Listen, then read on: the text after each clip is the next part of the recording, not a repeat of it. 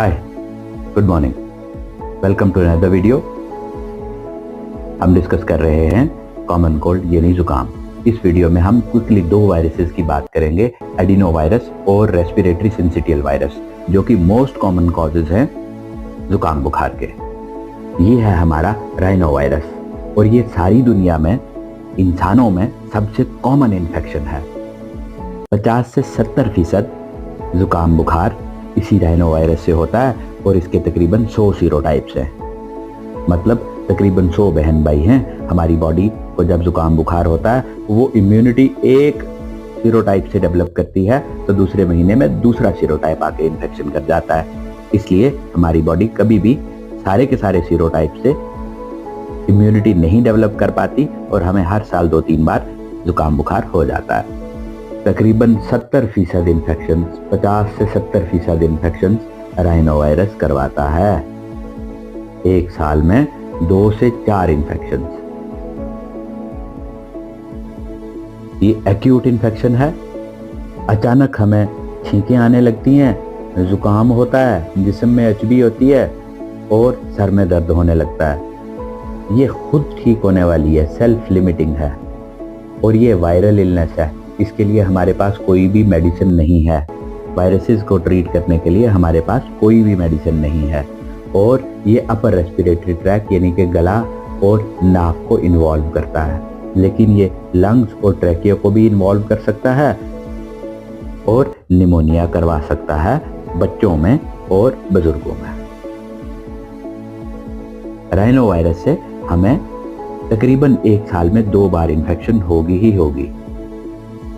एक, जब गर्मियों का मौसम खत्म होने लगेगा और पतझड़ के मौसम में अगस्त सितंबर के मौसम में एक एपिसोड जुकाम बुखार का हमें होगा ही होगा राइनो वायरस से। और दूसरा, जब बहार का मौसम आने लगेगा, मतलब सर्दियां खत्म होने लगेंगी और बहार आने लगेगी, दूसरा एपिसोड हमें तब होगा। इसलिए हमें राइनो वायरस से तकरीबन 2 से 4 बार एक साल में जुकाम बुखार हो सकता है।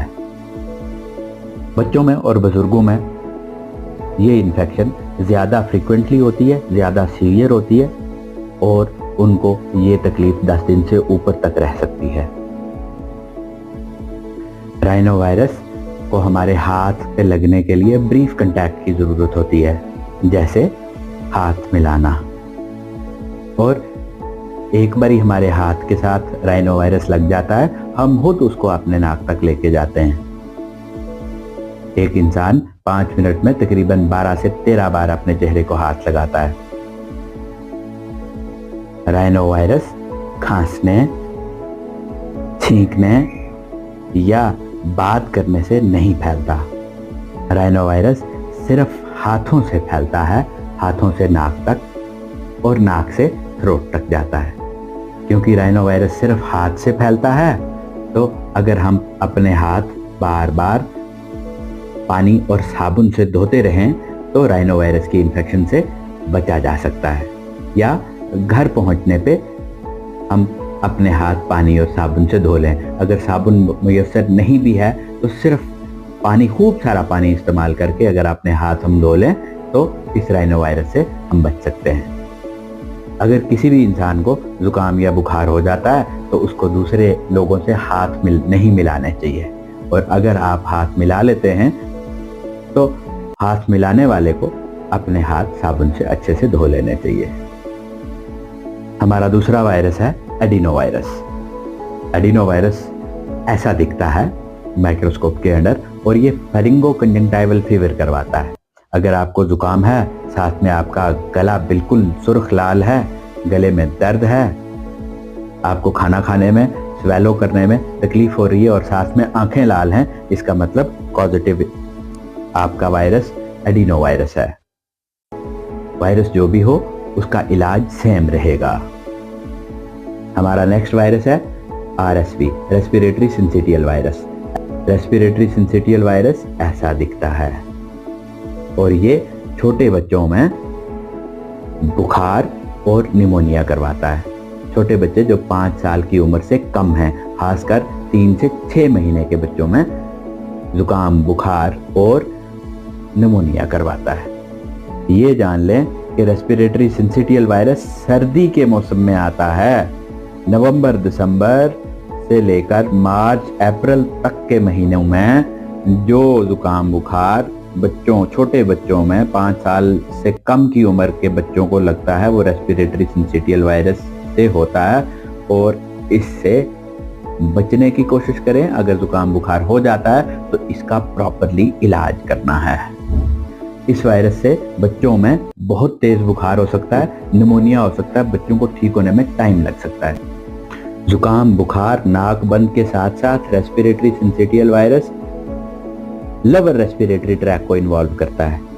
बच्चे को सांस लेने में तकलीफ होती है, बच्चे को खांसी होती है, बच्चे के ट्रैकिया और ब्रोंकाई में म्यूकस जमा होने लगता है, मांसपेशियां जो हैं वो बंद होने लगती हैं, जिसकी वजह से बच्चे में निमोनिया बनने लगता है। स्मॉल एयरवेज म्यूकस और सेक्रीशंस की वजह से ब्लॉक हो जाते हैं। ये वायरस 3 से 6 महीने के छोटे बच्चों पे अटैक करता है और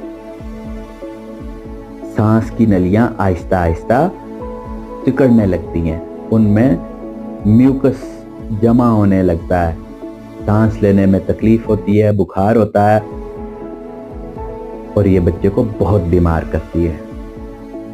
जिन बच्चों में बार बार इस वायरस से इन्फेक्शन होती है वो जब बड़े होते हैं तो उनको अस्थमा की तकलीफ हो सकती है। इसलिए पीक विंटर्स यानी कि नवंबर दिसंबर से लेकर मार्च अप्रैल तक के महीनों में, इस पीक विंटर में बच्चे को अगर जुकाम बुखार होता है तो आपने खास ध्यान रखना है कि कहीं बच्चे को निमोनिया ना हो जाए। बच्चे को जैसे ही जुकाम बुखार स्टार्ट होगा, बच्चे का नाक बंद होगा या नाक से पानी बह रहा होगा, हल्की फुल्की खांसी होगी और साथ में फीवर होगा, बुखार होगा। इस स्टेज में आप कुछ मेडिसिन यूज करके, जो कि हम अगली वीडियो में डिस्कस करेंगे, बच्चे को घर में मैनेज कर सकते हैं। 2 से 3 दिन के बाद बच्चा इरिटेबल हो जाएगा, उसको सोने में फीडिंग में प्रॉब्लम होगी, बच्चा दूध नहीं पी पाएगा, बच्चा सुस्त रहने लगेगा, डिहाइड्रेट हो जाएगा, या अगर दूध पीता भी है तो बच्चा वॉमिटिंग कर देगा। ये स्टेज है जब आपने बच्चे को हॉस्पिटल लेके जाना है। और अगर इस स्टेज पे बच्चे को प्रॉपरली अटेंड ना किया तो कुछ रेड फ्लैग साइंस आएंगे, जैसे बच्चा नाक से सांस ले रहा है, बच्चा पेट का सहारा लेके सांस लेने लगा है, बहुत तेज सांस लेता है बच्चा, या सांस लेते हुए सीना अंदर बाहर होता है, बच्चे की रिब्स के बीच में जो जगह है वो अंदर बाहर होती है। जैसे कि हम इस पिक्चर में देख सकते हैं कि बच्चा पेट का सहारा लेके सांस ले रहा है, बच्चा नाक बड़ा बड़ा नाक खोल के नाक का सहारा लेके जोर लगा के सांस ले रहा है, या सांस लेते हुए बच्चे का सीना अंदर बाहर हो रहा है। ये स्टेज आपने नहीं आने देनी। आपने इस स्टेज पे बच्चे को अस्पताल लेके जाना है कि जब बच्चा इरिटेबल है, तंग कर रहा है, उसको सोने में, फीड करने में, दूध पीने में परेशानी हो रही है, बच्चा सुस्त है, या दूध पीने के बाद बच्चा वॉमिटिंग कर रहा है, डिहाइड्रेट हो रहा है, कुछ ले नहीं रहा, हमेशा रो रहा है, ये स्टेज है जब आपने अस्पताल जाना है और आपने अस्पताल के आसपास ही रहना है जब तक बच्चा ठीक ना हो जाए। इस वीडियो को देखने का बहुत शुक्रिया। आप अपने कमेंट से हमारी नॉलेज को बढ़ा सकते हैं, स्पेशली उन पॉइंट्स पे जो रह गए। Do not forget to subscribe, it will help us reach a large audience.